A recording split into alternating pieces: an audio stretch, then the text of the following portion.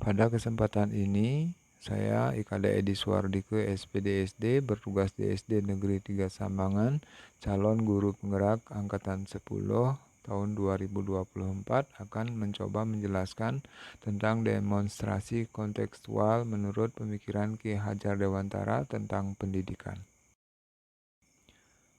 Menurut pemikiran Ki Hajar Dewantara, pendidikan merupakan tuntunan dalam hidup tumbuhnya anak-anak.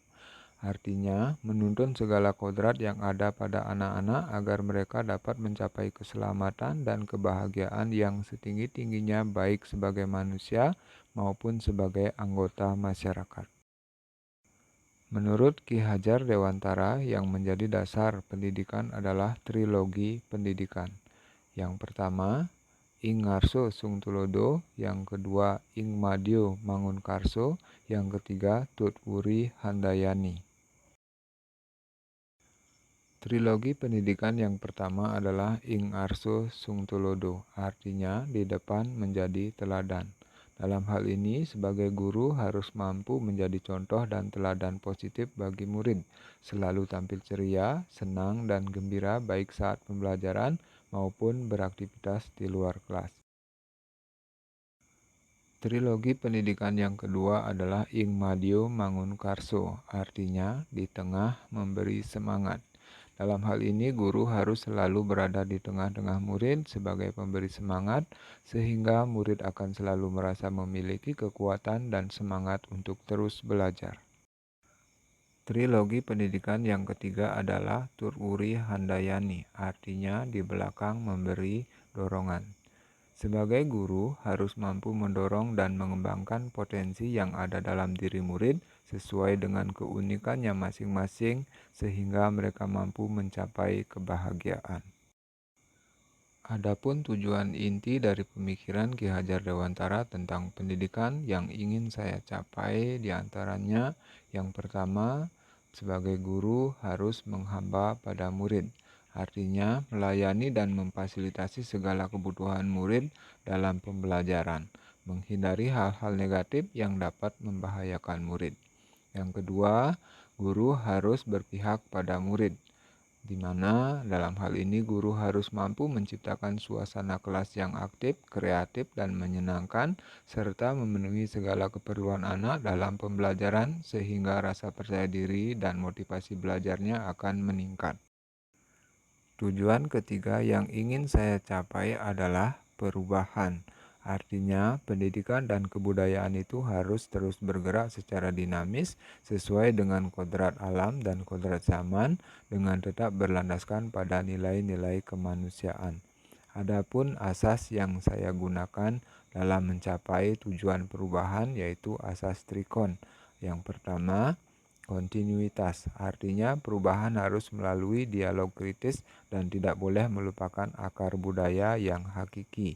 Yang kedua, konvergensi, artinya pendidikan harus memanusiakan manusia dan memperkuat nilai kemanusiaan.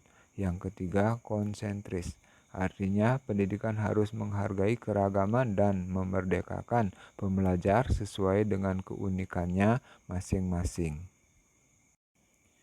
Yang harus berubah adalah budi pekerti.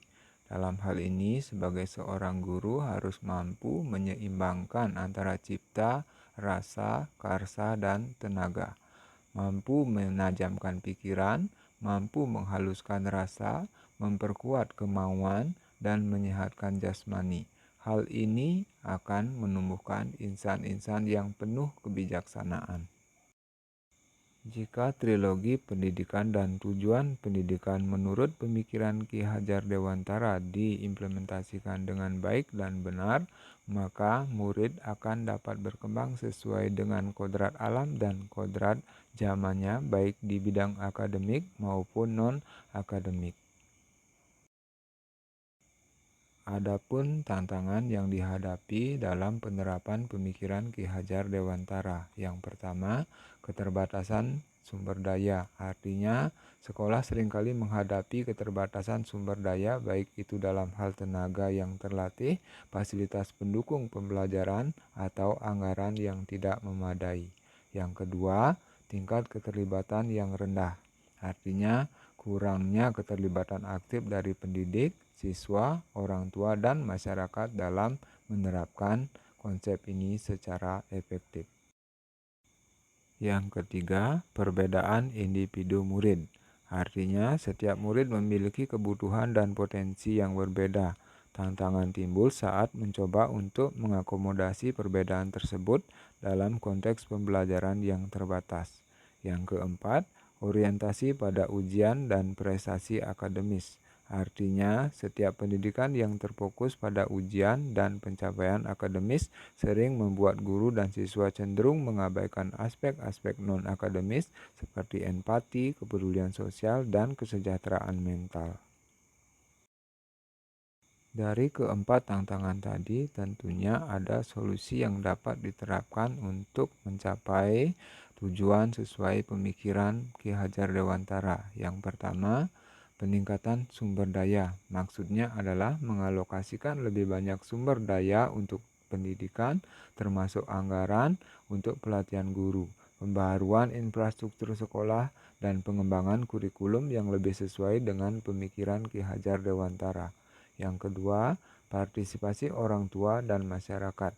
Di sini melibatkan orang tua dan masyarakat dalam proses pembelajaran, baik melalui program partisipasi dalam kegiatan sekolah maupun melalui kolaborasi dengan pihak luar untuk memberikan dukungan dan sumber daya tambahan. Demikian demonstrasi kontekstual tentang pemikiran Ki Hajar Dewantara yang saya buat.